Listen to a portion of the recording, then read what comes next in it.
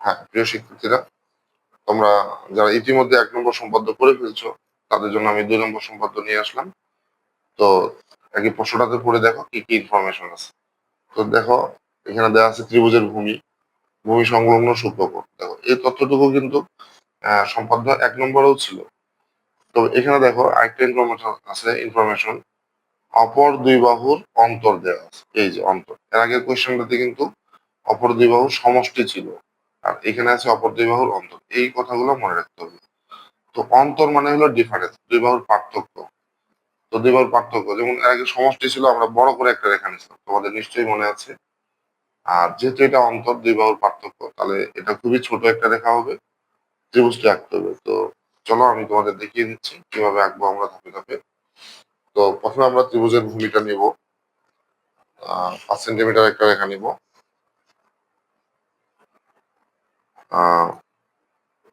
এখান থেকে 5 সেন্টিমিটার নিলাম।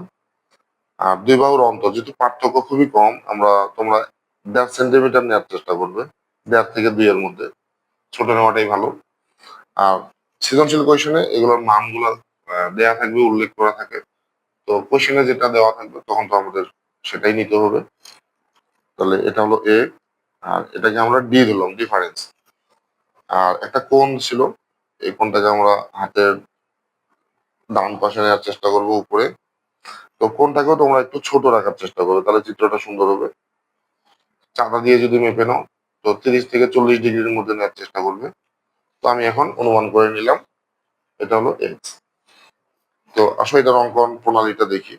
তাহলে আগেরটার মতোই অনেকটা সবকিছুই ঠিক থাকবে। যে কোনো রেখাংশ নেব, বিডি। তারপরে এই বিডি থেকে আমরা ভূমি এ সমান করে কাটবো। এই যে কিভাবে কাটতেছি দেখো তোমরা। এই যে, তাহলে এ সমান করে আমি বি সি কাটলাম। এরপরে আমরা যেটা করবো এর আগেরটার মতোই এই কোণটাকে এখানে আঁকবো। কিভাবে আঁকবো তাহলে দেখো। শুরুতে যে কোনো একটা মাপ নিচ্ছি, যে কোনো মাপ নিয়ে, আচ্ছা এটা একটু ছোট করে নিই। এই যে বি বিন্দুতে বসাবো সেটা। এই যে এরপর এখান থেকে ধরে এটা কতটুকু হয় সেটা মেপে দেখবো। এই যে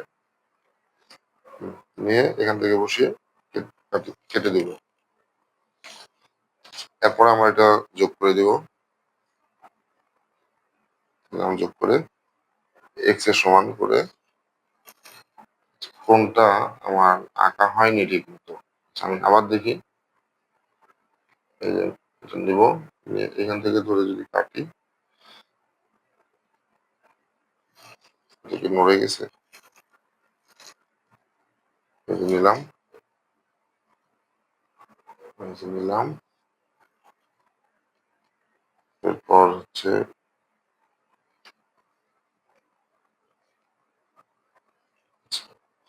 একটু নিচ দিয়ে যাবে। আচ্ছা, বিষয়টা দেখতে এরকম হবে, একটা এরকম হবে। আসলে কম্পাস তোমরা খুবই লুজও নেওয়া যাবে না, খুবই টাইটও নেওয়া যাবে, এটা অনেক বেশি শক্ত। তো তোমরা হচ্ছে মানে মোটামুটি থাকবে আর কি। তো এটাই ভাবে যাবে, কোন এক্স এর সমান করে সিবি ই রাখলাম, আগেরটার মতোই ঠিক থাকবে। এখন আমরা ডি এর মাপ নিব। তো দেখো ডি এর মাপ নিব, নিয়ে এখানে বসিয়ে কাটবো। তাহলে আমরা ডি এর সমান করে বিএফ কাটলাম, তারপরে সিএফ যোগ করে দিব।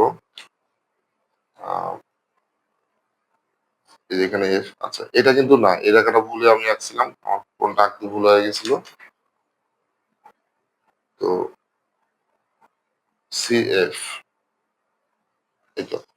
তারপরে এখন এই সিএফ রেখাটাকে সমদ্বিখণ্ডিত করবো। তো সমদ্বিখণ্ডকের নিয়ম তোমাদের নিশ্চয়ই মনে আছে।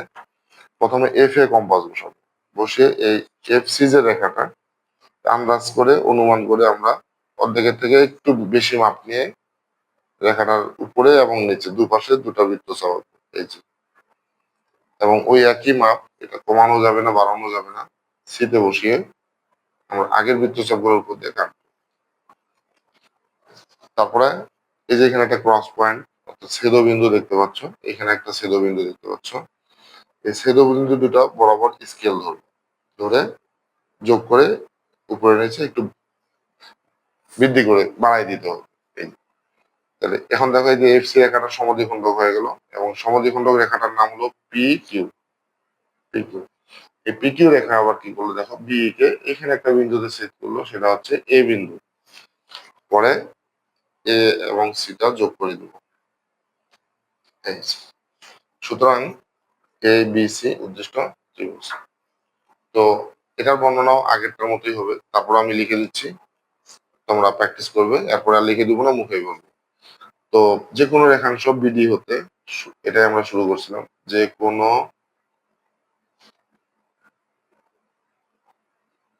রেখাংশ বিডি হতে এ এর সমান করে বিসি কাটি বি বিন্দুতে কোণ এক্স সমান সমান কোণ সিবিই। সিবিই এটা কিন্তু ই লিখছি আমি এখানে, সিবিই আঁকি। সিবিই আঁকি। এরপর কি করলাম, এই বি থেকে ডি এর সমান করে বিএফ কাটিয়ে, যে এখানে দেখতে পাচ্ছ, লিখবো এইভাবে যে বিই হতে ডি এর সমান করে বিএফ কাটি।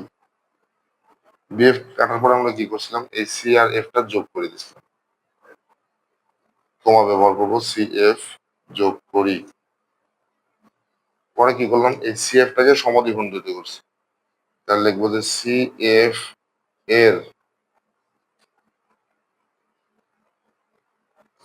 সমদ্বিখণ্ডক পি কিউ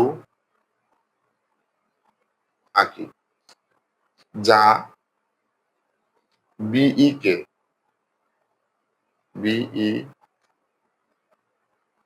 এ বিন্দুতে ছেদ করে।